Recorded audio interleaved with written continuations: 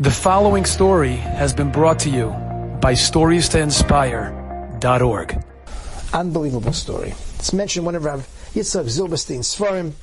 There's a Choshev Yid by the name of Rav Shmuel David HaKoyen Friedman. He's a businessman who happens to be a Baki B'Shas. He wrote a famous commentary on Shas called Tzedei Tzofim. And a few years ago, in Tafshin Ayin Ches, he donated a Sefer Torah in memory, Le'ili Nishmas, a Jew that he had never met before in his life. This was done in Tveria, in a shul called Kal Chasidim. And the reason he did it was because he was so inspired by the story that he had heard about him, which is as follows. During the war, this individual, like millions of others, was starving. And he just couldn't take it anymore. And he decided he's going to steal his way into the kitchen and get some food because he just has to eat something. So he does. He goes into the kitchen, he gets some food, but when he gets out, he's caught. Penalty is death by firing squad. They line him up on the wall. They're about to shoot, but before they do, he screams out, Shema, Yisroel, Hashem, Elokeinu, Hashem, Echad. And with that, the Nazi officer signals, no, hold your fire. And he says to this fellow, his name was Pinchas Naphtali, and he says to him, you Jew, you are going to die a swift death, but not anymore. Because of what you did, you're going to die a slow, painful, agonizing death. And with that, he began to beat the living daylights out of him. This Nazi, Yamach Shemo, this beast, this behemoth, this demon in human flesh, beat the living daylights out of him. He fell to the ground, blood coming out of everywhere. He left him for dead, but he didn't die. He survived. But because of that beating, he literally left, he went out of his mind. But he survived the war.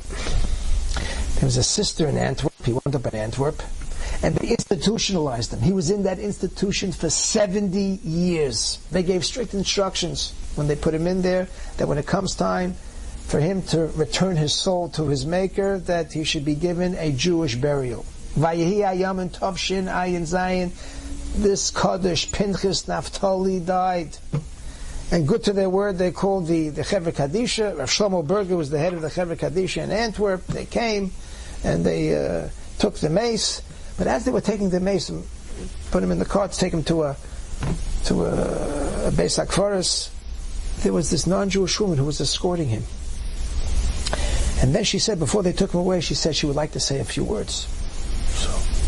So Shlomo Berger said, oh, okay. So she said as follows, Pinchas, I hope these past 30 years that I took very good care of you. And I hope that the Shema Yisroel that you said should escort you to your heavenly abode in the next world. So like, Shlomo Berger was like stupefied. Where did she get this idea of Shema? How does she know about Shema Yisroel? So he asked her, what's going on here? So she said, I'll tell you. For the last 70 years, 40 years before me, and during the 30 years of my tenure, this fellow, Pinchas, he never said a word, except once in the day, in the morning, and once in the evening. And that was, Shema Yisrael, Hashem, Elokeinu, Hashem, Echad. He said it in the morning, and he said it in the evening, and that was it.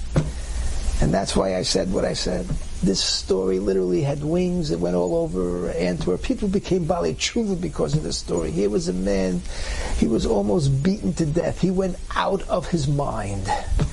Yet etched in his soul was this Shema Yisrael that he said once in the morning and once in the evening. There's no question he's going to have a special place next to the Kitzei HaKavod. This really gives new meaning when the Gemara says, Tachtoinim Lamala, that people who are small down here are very big up there. Pinchas Naphtali, who knows about him? What? A man who's Meshuggah, in an institution for 70 years. But he's going to have a very, very special place. We don't realize who people are. There's so many people like that walking around, people who we think are small, who are nobodies. But because of what they're going through, because of what they're experiencing, and yet somehow they still keep it together, they try to do their part for HaKadosh Baruch Hu. You have no idea where they're going to sit. And we think, we're going to sit way, way, way behind them. Don't ever judge people, because you have no idea who you're talking to.